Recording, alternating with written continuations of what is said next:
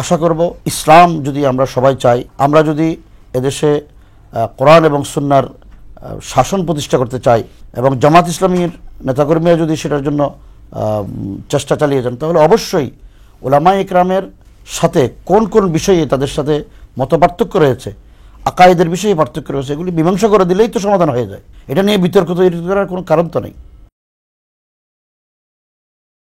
জামাত ইসলামীর সাথে আমাদের তো রাজনৈতিক কোনো সম্পর্ক নেই। এটা জামাতের সাথে উলামায়ে ইকরামের একটা আকীদাগত পার্থক্য আছে। প্রথম কথা হচ্ছে যে জামাত ইসলামী যদি এই পার্থক্যটুকু উলামায়ে ইকরামের সাথে বসে এটা মীমাংসা করে দেন, তাহলে এই কথাগুলো বলার সুযোগ নেই। এখানে ঈমান আকীদার বিষয় হযরত আল্লামা মহিবুল্লাহ বাবনগরী হেফাজতুর আমির, কিন্তু তিনি দেশের শীর্ষ মুরব্বী, তিনি শীর্ষ মুরব্বী আলেম হিসেবে ওনার জায়গা থেকে আকীদার মশলাগুলো বর্ণনা করেন। এখানে সেটা হেফাজতে ইসলামের কে টোটাল জড়িয়ে যেভাবে হেফাজতকে গালি দেওয়া হচ্ছে, আমি মনে করি এটা হেফাজতকে প্রশ্নবিদ্ধ করা, হেফাজতকে দুর্বল করার একটা চক্রান্ত। কারণ বাংলাদেশে যখন জামাত ইসলামীর নেতৃবৃন্দের ফাঁসি দেওয়ার জন্য এই গণজাগরণ মঞ্চের এই হিন্দুস্তানি এজেন্টরা উঠে পড়ে লেগেছে, দেশকে অস্থিতিশীল করেছে, তখন কিন্তু শক্তভাবে হেফাজতে ইসলামী তা মোকাবেলা করার জন্য দাঁড়িয়েছে। সুতরাং সমালোচনা করার ক্ষেত্রে হেফাজতের অতীত কার্যক্রম এবং হেফাজতের যে ঐক্যের যে প্রাণবন্ত প্রচেষ্টা, সেটাকে একেবারে ধুলোয় মিশে দিয়ে মনগড়া বক্তব্য দিয়ে হেফাজতের আমির সাহেবকে কলঙ্কিত করা, হেফাজতের আমির সাহেবের এই বক্তব্যকে যুক্তি এবং শরঈ দলিল দিয়ে প্রমাণ করুক উনি ভুল বলেছেন বা উনি রাজনৈতিক বক্তব্য দিয়েছেন, সেটা হলো সরাসরি মুসলমানদের ইমানের সম্পর্ক, আকীদার সম্পর্ক। এই জায়গায় উনি দেশের শীর্ষ মুরব্বী হিসেবে দিয়েছেন, রাজনৈতিক বক্তব্য উনি দেননি। আপনারা কি কখনো জামাতকে বলেছেন কিনা যে আপনারা যদি ইসলামী দল করেন, আপনাদের আকীদায় এই সমস্যা আছে, আপনারা এগুলো সলভ করেন? আপনাদের পক্ষ থেকে, হেফাজতের পক্ষ থেকে, আমাদের আকাবের মুরব্বীদের পক্ষ থেকে বারবার অনেকবার বসা হয়েছে। বাইতুল মোকাররম জাতীয় মসজিদের খতিব ওবায়দুল হক সাহেব রহমতুল্লাহ থাকতেও বারবার এই ঐক্য প্রক্রিয়া করা হয়েছে। দেশের শীর্ষ উলামায়ে ইকরাম মুরব্বীরাও সেটা বলছেন। আমরা আশা করব ইসলাম যদি আমরা সবাই চাই, আমরা যদি এদেশে কোরআন এবং সুন্নাহর শাসন প্রতিষ্ঠা করতে চাই এবং জামাত ইসলামীর নেতাকর্মীরা যদি সেটার জন্য চেষ্টা চালিয়ে যান, তাহলে অবশ্যই উলামায়ে ইকরামের সাথে কোন কোন বিষয়ে তাদের সাথে মতপার্থক্য রয়েছে, আকায়েদের বিষয়ে পার্থক্য রয়েছে, এগুলি মীমাংসা করে দিলেই তো সমাধান হয়ে যায়। এটা নিয়ে বিতর্ক তৈরি করার কোনো কারণ তো নেই। আরেকটি বিষয় আমরা জানবো যে অনেকেই বলছেন, বিশেষ করে সামাজিক যোগাযোগ মাধ্যমে যেই লেখাগুলো হচ্ছে, সেটি হলো যে অনেকে বলছেন যে হেফাজতের যে বর্তমান কমিটি রয়েছে তারা আগের মতন, বিশেষ করে আল্লামা শফি সাহেব, আল্লামা জুনায়েদ বাবনগরী, ওনারা যেভাবে চালিয়েছেন মানে ওইরকম চলছে না। এখানে কেউ কেউ রাজনৈতিক দল হিসাবে রাজনৈতিক প্রভাব খাটাচ্ছে, রাজনীতি করছে। তো এই জন্য অনেকে মনে করেছেন যে হেফাজত সামনে কি ভেঙে যাবে কিনা, আসলে এই ধরনের কোনো আশঙ্কা আছে কিনা? আপনাকে প্রথমে জানিয়ে দিতে চাই, আলহামদুলিল্লাহ আল্লামা আহমদ শফি রহমতুল্লাহ আলাইহির জীবিত অবস্থায় হেফাজত যেই পজিশনে ছিল, ওনার রুহানি ফয়েজ ও বরকতে দোয়ায় আল্লামা জুনায়েদ বাবনগরী সাহেবের রুহানি ফয়েজ, নুর হোসেন কাসিম সাহেবের রুহানি ফয়েজ ও বরকতে বর্তমান হেফাজত ইসলাম আগের চাইতে অনেক শক্তিশালী। হেফাজত ইসলাম বাংলাদেশের 64 ডিস্ট্রিক্টে ইতিমধ্যে 60টির মতো জেলা কমিটি পূর্ণাঙ্গ করতে সক্ষম হয়েছে। আমরা হেফাজতকে একটা সারা বাংলাদেশের উলামায়ে ইকরাম, মুহিব্বিন, মুতাআল্লিকিন, আমাদের যত শুভাকাঙ্ক্ষী আছে সবাইকে নিয়ে একটা ঐক্যবদ্ধ শক্তিশালী প্ল্যাটফর্ম হিসেবে গড়ে তুলতে চাই। হেফাজত ইসলাম কোনো অবস্থাতে এখানে বিভাজন নাই, বিভক্তি নাই। মানুষের চিন্তার ভিন্নতা আছে, মতের পার্থক্য আছে, কিন্তু এখানে হেফাজতের মধ্যে কোনো বিভক্তি নাই, বিভাজন নেই। হেফাজত কোনো রাজনৈতিক প্ল্যাটফর্ম বা রাজনৈতিক দলের নেতাকর্মীরা চালায় সেটা সত্য নয়। এখানে কিছু মানুষ হেফাজতে, এখানে সিন্ডিকেট আছে, হেফাজত বিক্রি হয়ে গেছে, এরকম একটা মিথ্যা প্রচারণা চালায়। এই লোকগুলোর উদ্দেশ্য ঠিক নয়, এরা ষড়যন্ত্র করছে। কারণ এখানে হেফাজতুল ইসলাম 2024 সালের 5ই আগস্ট দেশে নতুন স্বাধীন হওয়ার পর হেফাজত 23শে সেপ্টেম্বর 2024 সালে হেফাজতের খাস কমিটির মিটিং হয়েছে। মিটিংয়ে সারা দেশে সংগঠনকে শক্তিশালী করার জন্য 9 সদস্য বিশিষ্ট একটা সাংগঠনিক টিম গঠন করা হয়েছে। আলহামদুলিল্লাহ, এই সাংগঠনিক টিম সারা দেশে সুশৃঙ্খলভাবে একেবারে তৃণমূল পর্যায়ে হেফাজতকে শক্তিশালী করার জন্য তারা জেলায় জেলায় কার্যক্রমগুলো পরিচালনা করে আসছেন, আমরা কমিটিগুলো করে আসছি। এই সাংগঠনিক কমিটিকেই কিছু উদ্দেশ্যপ্রণীতভাবে সিন্ডিকেট হয়ে গেছে, এরপরে হেফাজত বিক্রি হয়ে গেছে, এই সমস্ত মিথ্যা কথা বলে। দেখেন, এখানে হেফাজত যদি দেশের কার্যক্রম পরিচালনা করে তাহলে রাজনৈতিক দলগুলোর সাথে সম্পর্ক রাখতে হবে, সরকারের সাথে সম্পর্ক রাখতে হবে, এমন সম্পর্ক যে সম্পর্কের দ্বারা আমরা তাদের উপর প্রভাব বিস্তার করতে পারি, তাদের হয়ে নয়। 2013 সালে শাপলা চত্বরের যে মেসাখার হয়েছে, এই মেসাখারের পরে তৎকালীন খুনি হাসিনা সরকার আমাদের বিরুদ্ধে মামলা করেছে, অসংখ্য অগণিত, শত শত। এই মামলাগুলোতে বিএনপি এবং জামাত ইসলামীর অসংখ্য নেতাকর্মীদেরকে আমাদের মামলার আসামি করে দিয়েছে। জি, তাহলে আওয়ামী লীগই তো বিএনপি জামাত হেফাজতকে এক করে দিয়েছে।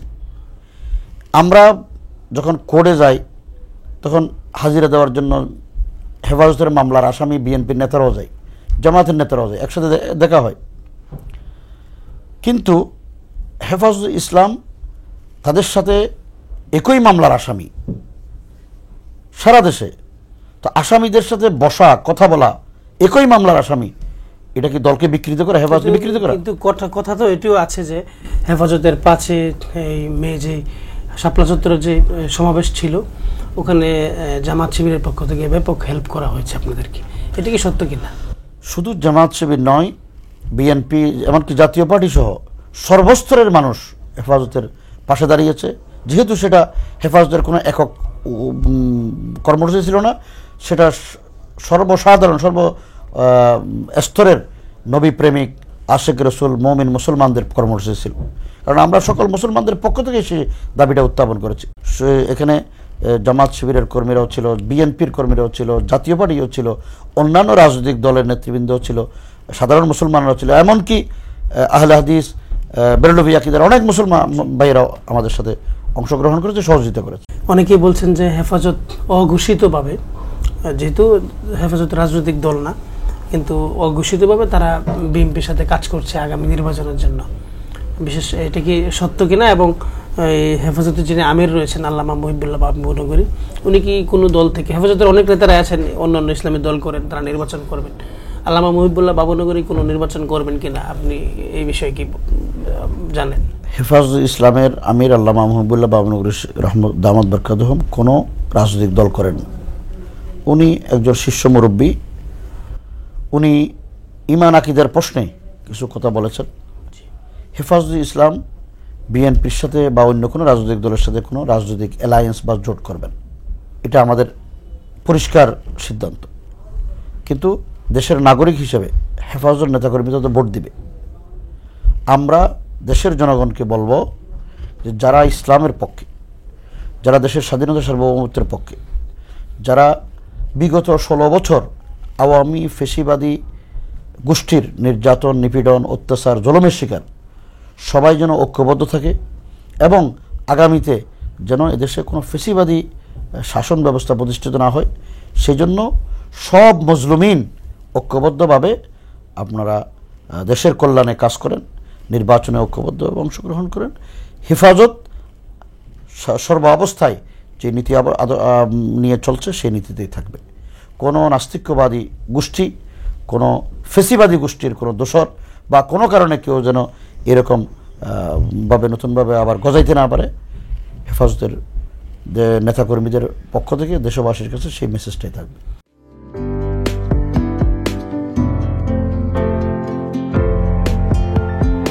পহেলা জানুয়ারি 2025 ইউটিউব জার্নালিজমের অগ্রদূত changetv.press 6 বছর পেরিয়ে পা রাখল গর্বিত সাথে।